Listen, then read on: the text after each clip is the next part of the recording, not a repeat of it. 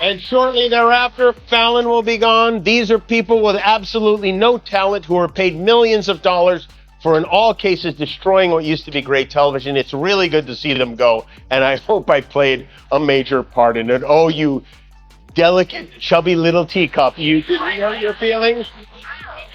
You want us to be canceled because we make jokes about you? I thought you were against cancel culture. I thought that was like their whole thing. When did you become so woke? The joke is sharper than a bad late-night punchline.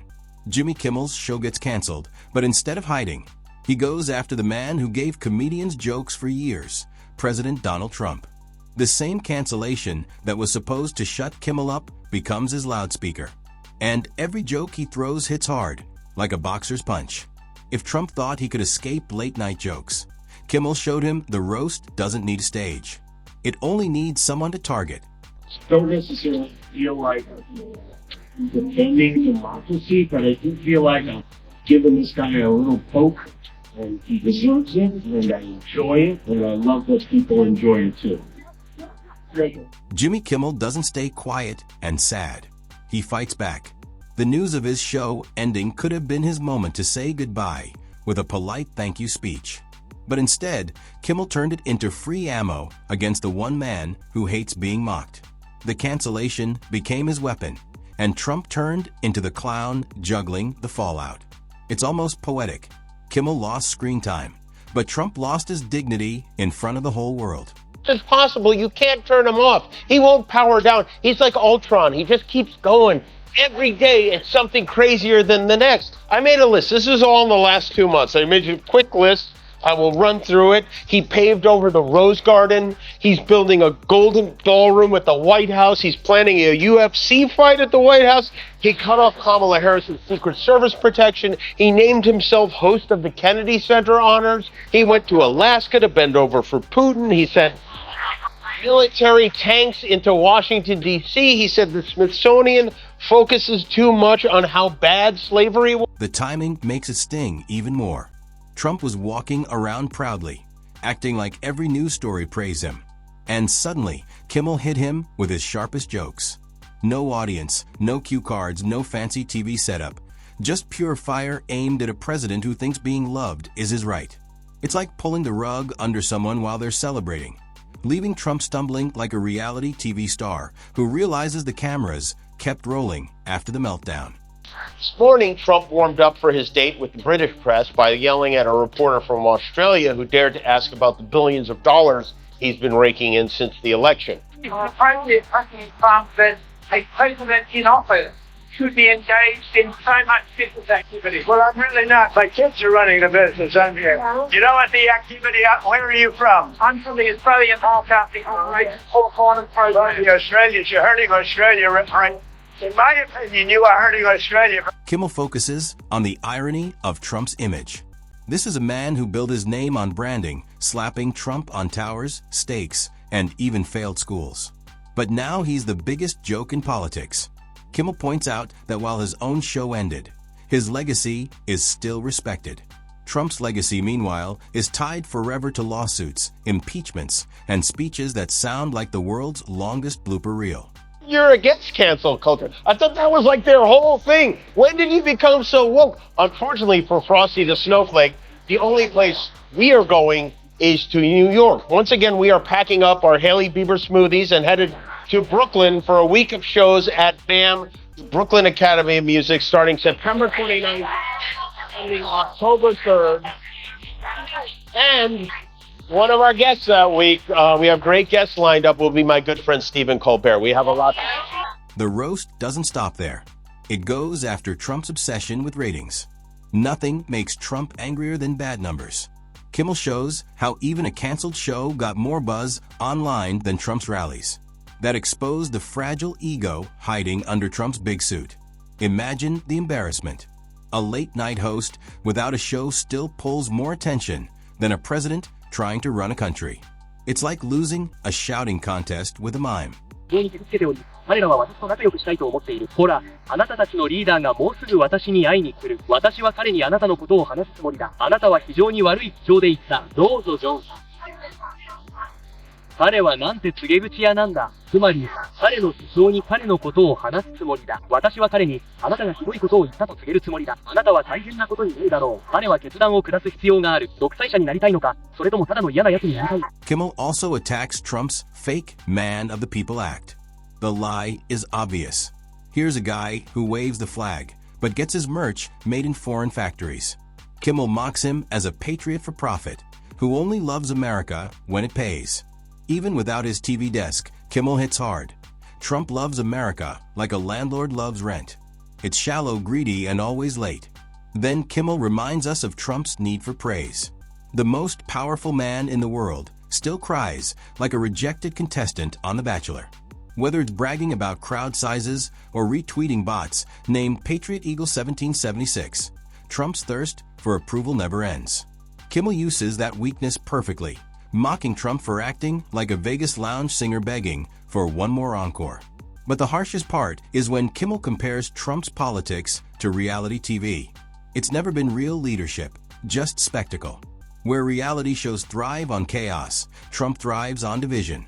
Where contestants cling to attention, Trump clings to complaints. And just like bad TV, his series keeps dragging on long after viewers switch the channel. There's a rumor making the rounds this weekend that Trump was dead because he hadn't been in front of a camera for a few days. That's how much he's in front of a camera. When we don't see him there, we assume he must be dead. And also he has mysterious bruising on his hand, which they tried to cover up with makeup. And this cover-up's even sloppier than the Epstein one. How come any... The roast digs into Trump's fragile ego with critics. Kimmel shows how Trump spends more time fighting comedians than fixing real problems. It's like he thinks late-night jokes are national threats. The whole thing becomes comedy itself. Picture a president who should be handling the economy, but instead he's rage-watching monologues on YouTube. At 3 a.m., Kimmel doesn't need a laugh track. Trump's meltdowns provide it. Kimmel also mocks Trump's obsession with revenge. He paints Trump as the old jock trying to relive his glory days, while everyone else moved on. The cancellation becomes the perfect symbol. Shows may get canceled, but history has a bigger kind of cancellation waiting. It's not about airtime, it's about legacy. Kimmel says Trump's story will be remembered not in statues, but in comedy reels, courtroom records, and embarrassing clips replayed everywhere until they turn into folklore. That's a cancellation no spin doctor can erase. はイギリスにいます。いや、イギリスと呼ばないように注意しなければなりませんが、彼は耐え難いパディントンで、王室との公式訪問のためにイングランドにいます。ティータイムがゴルフと何の関係もないと知ったら彼はとても怒るでしょう。王室メンバーは明日、大統領夫妻を出迎えるとみられるが、賢い英国人らはすでに準備を進めている。レッドカーペットとまでは言わないが、トランプ氏と友人ジェフリー氏のキングコング級の写真だ。Kimmel then talks about credibility. Losing a TV show is temporary. Losing credibility is forever. Trump's record is full of contradictions. He promised to drain the swamp, but surrounded himself with swamp people. He bragged about saving money, but exploded the national debt. Kimmel mocks him like a magician whose tricks stopped working long before the crowd left. Then Kimmel contrasts his cancellation with Trump's obsession with fake news. At least Kimmel's show had real viewers. Trump's audience is half bots and cheerleaders clapping on command. The joke works because it's true. Trump's rallies are more circus than politics, a traveling show fueled by blind loyalty. Kimmel doesn't even need a stage to turn that into a killer joke. His imagery is sharp too. Trump is a man always auditioning for applause, but always forgetting his lines. Every speech is a blooper reel in real time. Every announcement feels like a bad stand-up set. Kimmel makes it clear, Trump isn't just a joke. He's the whole failed script. Every day, he is definitely not dead. How did you find out you were dead? Now, watch this, because who's the only one smiling in that group? That's right. Good old JD. He hears the words Trump dead, he lights up like a Christmas tree. Kimmel also shows how Trump can't escape blame.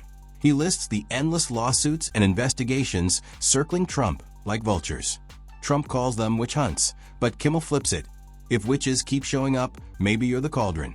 That punchline stings hard. Kimmel then reminds us of Trump's real fear, being forgotten. Trump clings to the spotlight like air. Terrified people will stop talking about him. That's the irony Kimmel loves most. Kimmel's show may be canceled, but he's still part of the conversation. Trump, on the other hand, fears the day he's old news. For a man who thinks attention is life, that's the cruelest joke of all. The roast ends with Kimmel using Trump's brand against him. The great businessman is remembered for shutdowns, broken promises, and embarrassing mistakes. Kimmel mocks his business empire as nothing but failed casinos and a fake university that wouldn't pass community college. The golden letters now stand for golden shame.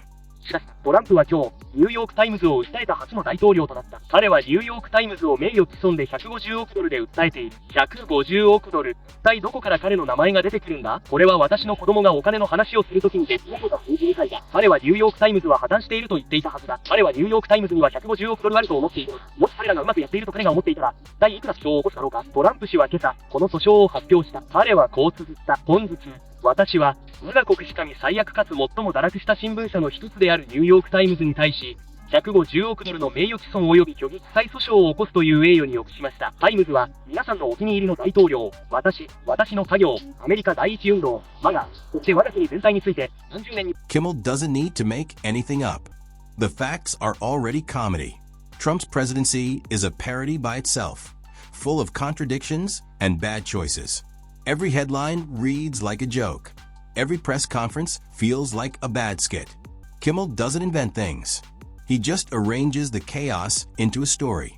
Take the contradictions. Promises broken before the ink dries. Take the gaffes. Mistakes that stick longer than his speeches. A president who bragged about being strong, but kept tripping over facts, geography, and even his own lies. Kimmel takes those slip-ups and shows how they reveal more truth than any polished speech. Each error becomes part of a blooper reel, a highlight of how unprepared he really was. The comedy isn't exaggeration. It's just watching a leader stumble like an amateur comic bombing at open mic night. The other thing everyone kept asking me about over the summer is if I'm moving to Italy. As I mentioned on the Sarah Silverman podcast that I got dual citizenship through my mother, who has Italian citizenship, and oh man, the MAGA gang went nuts. Late-night comedian Jimmy Kimmel confirming he has obtained Italian citizenship. Jimmy Kimmel's so scared he's drafting an escape plan. We could see Jimmy Kimmel evidently leave sometime soon. He would say ciao. How is he Italian? There's no way he's Italian. Yeah, I didn't realize he was Italian. I didn't know he was Italian. I'm kind of disappointed. It's like, okay, Italy's great, but also there's not a lot of air conditioning or ice, so go for it. Yeah, go. The unintentional parody is where it cuts deepest. Trump often became the very thing he mocked. He laughed at others for being weak, yet spent hours whining about jokes. He mocked leaders as indecisive, yet flipped his own stance in days. Kimmel strings these contradictions together, showing a man fighting his own reflection. It's comedy born from self-destruction. In flipping the script, Kimmel proves a cancellation doesn't silence a voice. It makes it louder. The irony is sharp. Trump is obsessed with winning. He thinks winning means applause, headlines, and attention. But the louder he shouts, the more we see his insecurity. Kimmel nails this perfectly. The man who claims to be strong is remembered for meltdowns, bragging, and being turned into memes. The louder Trump screams victory, the easier it is to laugh at him. And our nation as a whole, the New York Times has been allowed to freely lie, smear, and defame me for far too long, and that stops now. And then he follows it with, this suit is being brought in the great state of Florida. And will be heard by Judge Dog the Bounty Hunter. Trump is, he won't win this. The New York Times won't settle. Trump says the Times is run by a bunch of lefties. He claims they're a mouthpiece for the Democrats. I have to say, I did do today's Wordle, and I don't know if... Kimmel's cancellation turns into a badge of honor because it powers his roast. Losing his stage doesn't weaken him. It proves his comedy works anywhere. Without a network controlling him, he can go after Trump harder than ever. What looked like a setback actually gave him freedom. Now his jokes are raw, uncut, and brutal. Meanwhile, Trump can't escape being a parody. His biggest legacy isn't policies or deals, it's being a joke factory. Kimmel doesn't need to create characters. Trump is the character. He doesn't need to invent stories. Trump lives them. The parody is so strong that every serious speech collapses into comedy. Trump tries to control the story, but ends up as the punchline every time. And this humiliation doesn't fade. TV shows end. Networks change. But mockery is forever. Once laughter sticks to your legacy, it multiplies. Kimmel makes sure Trump won't be remembered with honor, but with punchlines that echo through late-night reruns, viral clips, and history books. The cancellation was meant to shut him up, but instead, it made the one truth clear. Trump's power may end, but the ridicule will never stop.